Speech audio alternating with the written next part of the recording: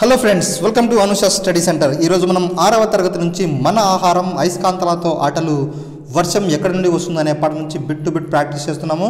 So మొదటి question, క్రింది వాటిలో సుగంధ ద్రవ్యం లవంగాలు, దాల్చిన చెక్క, ఏలకులు, పైవన్నీ. సో ఫ్రెండ్స్, ఇక్కడ ఇచ్చిన వాటిలో సుగంధ ద్రవ్యం ఏది? అండ్ ఆన్సర్ రివీల్ చేస్తున్నాను. The correct answer is option 4 పైవన్నీ. లవంగాలు, దాల్చిన చెక్క, ఏలకులు అన్నీ కూడా సుగంధ ద్రవ్యాలే. నెక్స్ట్ వన్, జీడిపప్పు, బాదం, కిస్మిస్ అనేవి దినుసులు, సుగంధ ద్రవ్యాలు ఎండిన పండ్లు, పైవన్నీ. సో ఫ్రెండ్స్, జీడిపప్పు, బాదం, కిస్మిస్ అన్నీ రుచికరమైనవే. ఇవన్నీ కూడా ఏమవుతాయి? So the correct answer is option 3 ఎండిన పండ్లు. సో నెక్స్ట్ థర్డ్ వన్, క్యాబేజీలోని ఏ భాగాన్ని ఆహారం వండటానికి ఉపయోగిస్తారు? వేరు, కాండం, పువ్వు, ఆకు. క్యాబేజీలోని ఏ భాగాన్ని ఆహారం వండటానికి ఉపయోగిస్తారు? మనం రోజు చపాతీలుగా అద్దుకొని టేస్ట్గా తినేది అది పువ్వు, క్యాబేజీ యొక్క పువ్వు. అండ్ నెక్స్ట్ వన్, రాజస్థాన్లో అతి తక్కువగా పండే పంట? మొక్కజొన్న, సజ్జలు, గోధుమలు, వరి. రాజస్థాన్లో అతి తక్కువగా పండే పంట. అక్కడి వారు ఎక్కువగా చపాతీలు తింటూ ఉంటారు, రైస్ అనేది తక్కువగా తింటూ ఉంటారు.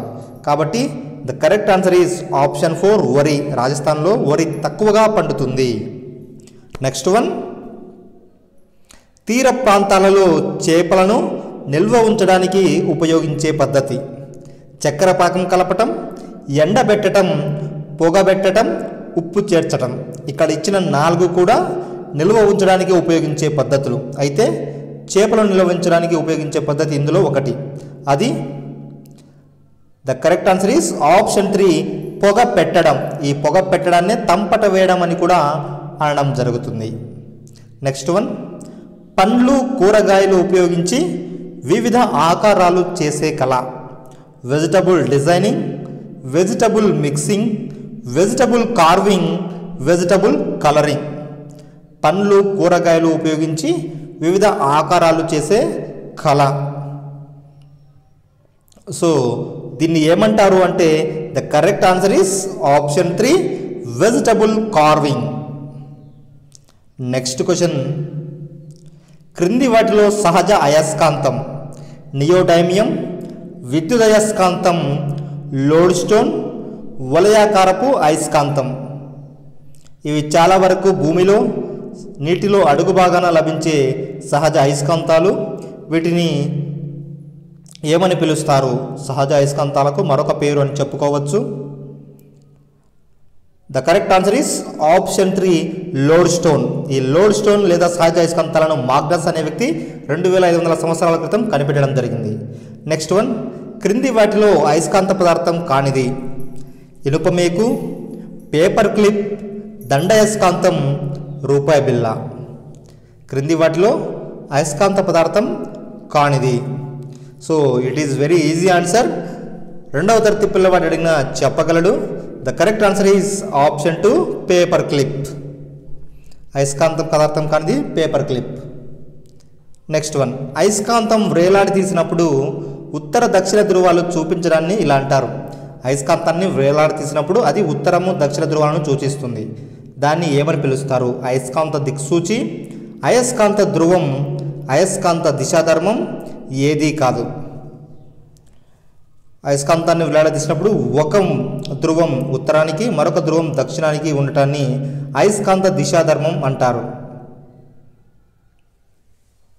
నెక్స్ట్ క్వశ్చన్, అయస్కాంత పదార్థం ఒక అయస్కాంతానికి దగ్గరగా ఉన్నప్పుడు అది అయస్కాంత లక్షణం చూపడాన్ని ఏమంటారు?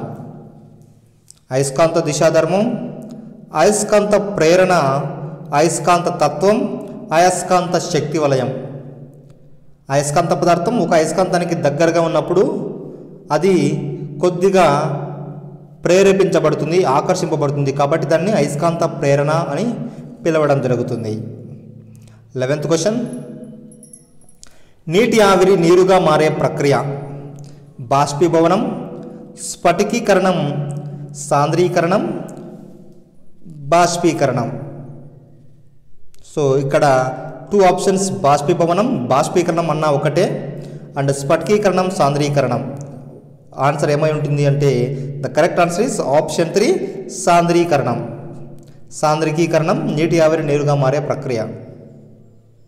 నెక్స్ట్ వన్, నవంబరు డిసెంబరు నెలలో కురిసే వర్షాలకు కారణం నైరుతి ఋతుపవనాలు, ఈశాన్య ఋతుపవనాలు పై 2 ఏదీ కాదు. నవంబర్ డిసెంబర్ నెలలో కురిసే వర్షాలకు కారణం మనకు జూన్ జూలై నెలలో నైరుతి ఋతుపవనాల వలన వర్షాలు కురుస్తాయి. అయితే ఈశాన్య ఋతుపవనాల వలన నవంబర్ డిసెంబర్ నెలలో వర్షాలు కురుస్తాయి. The correct answer is option 2 ఈశాన్య ఋతుపవనాలు.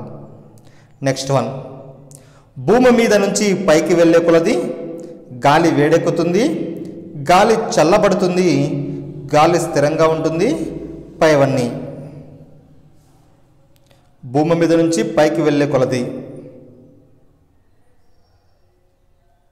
సో భూమి మీద గాలి వేడిగా ఉండడానికి కారణం ముందుగా భూమి వేడెక్కి ఈ భూమి యొక్క వేడి గాలికి తగ్గడం వల్ల భూమి మీద వేడి ఎక్కువగా ఉంటుంది, పైకి వెళ్ళే కొలది గాలి చల్లబడుతుంది అన్నమాట.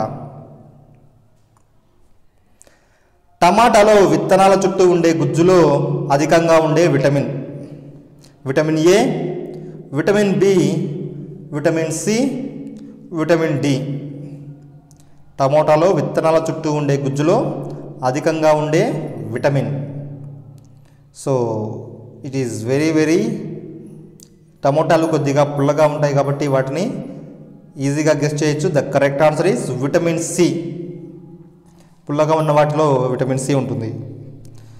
అయస్కాంతాలలో బలమైన అయస్కాంతం లోడ్ స్టోన్, సహజ అయస్కాంతం నియోడైమియం, పైవన్నీ. ఇక్కడ చాలా ఈజీగా ఆన్సర్ గెస్ చేయవచ్చు. సహజ అయస్కాంతం మరియు లోడ్ స్టోన్ 2 ఒకే రకమైనవి, 2 ఒకే పేరున్నవి. ఇక మిగిలింది మూడవది neodymium. The correct answer is option 3 neodymium. బలమైన అయస్కాంతం నియోడైమియం. నెక్స్ట్ వన్, భూ అయస్కాంత తీవ్రత ఫ్రిడ్జ్ అయస్కాంత తీవ్రత కన్నా డాష్ ఎక్కువ. ఎన్ని రెట్లు ఎక్కువ? 10 రెట్లు ఎక్కువ, 20 రెట్లు ఎక్కువ, 30 రెట్లు ఎక్కువ, 40 రెట్లు ఎక్కువ. భూ అయస్కాంత తీవ్రత ఫ్రిడ్జ్ అయస్కాంత తీవ్రత కన్నా ఎన్ని రెట్లు ఎక్కువ అంటే the correct answer is option 2 20 రెట్లు ఎక్కువ. నెక్స్ట్ వన్, గొడుగును కనుక్కున్న వారు రష్యా దేశస్థులు, అమెరికా దేశస్థులు, ఈజిప్టు దేశస్థులు, జపాన్ దేశస్థులు. గొడుగును కనుక్కున్నవారు, ఈ గొడుగును కనుక్కున్నవారు వారు ఎండ నుంచి కనుక్కోవడానికి, ఎండ నుంచి రక్షణ కోసం గొడుగును కనుక్కున్నారు. అయితే అది రాను రాను వర్షానికి రక్షణగా మారినది. The correct answer is here Egypt దేశస్థులు ఎండ నుంచి రక్షణ కోసం గొడుగును కనుక్కున్నారు. అయితే ఇప్పుడు అది వర్షం నుంచి రక్షిస్తుంది మనల్ని. అరటి పండులో మన శరీరానికి పనికి వచ్చే పదార్థం సల్ఫర్, ఫాస్ఫరస్, జింక్, పొటాషియం. అరటి పండులో మన శరీరానికి పనికి వచ్చే పదార్థం. సో ఆన్సర్ గెస్ చేయండి ఫ్రెండ్స్. ఈ వీడియో మీకు నచ్చినట్లయితే లైక్ చేయండి అండ్ మీ ఫ్రెండ్స్కు షేర్ చేయండి. The correct answer is here option 4 potassium. And ఇవి ఈరోజు క్వశ్చన్స్. రేపటి సిలబస్ జంతువులు ఏమి తింటాయి 4వ పాఠం, 5వ పాఠం పదార్థాలు వస్తువులు, 6వ పాఠం ఆవాసం, 7వ పాఠం పదార్థాలను వేరు చేయడం. ఇవి 6వ తరగతి నుంచి ఇవ్వడం జరుగుతుంది. సాయంత్రం 6:30కు తెలుగు ఎగ్జామ్ ఉంటుంది ఫ్రెండ్స్. అందరూ కంపల్సరీగా పార్టిసిపేట్ చేయండి. Thank you very much. జై హింద్. నేను మీ మల్లేష్.